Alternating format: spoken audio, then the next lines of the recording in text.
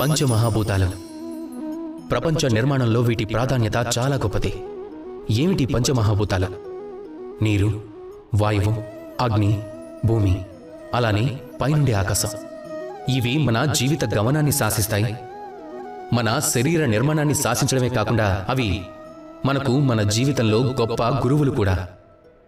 ఈ మాటంటే మీరు ఆశ్చర్యపోవచ్చు, ఎందుకంటే మీరు ఆ దృష్టితో ఎప్పుడూ వాటిని చూసుండరు కనుక. మీకు నేను వివరంగా చెప్తాను, వినండి. పంచమహాభూతాల్లో అన్నిటికంటే గొప్పది జలం. నీళ్లు మనకి ఏం నేర్పిస్తాయి? జలం అంటేనే జ్వలనం, కానీ మనల్ని జ్వలింపచేయవు. నీళ్లు మనకి వేడినివ్వవు, మరి ఏం చేస్తాయి?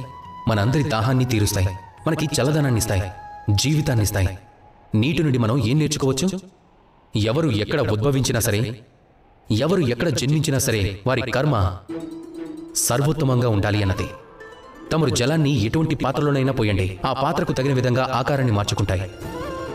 దీనివల్ల మనకేం తెలుస్తుంది? దీనివల్ల ఏం తెలుస్తుంది అంటే మనం పరిస్థితులకు తగినట్టుగా మనల్ని మనం మార్చుకోవాలని.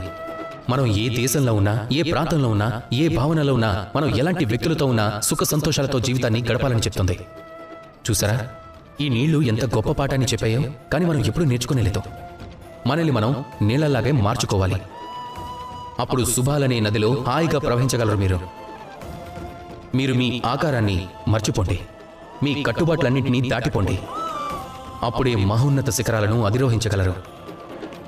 మీరందరూ కూడా నాతో కలిసి ప్రేమగా పలకండి, రాధాకృష్ణ.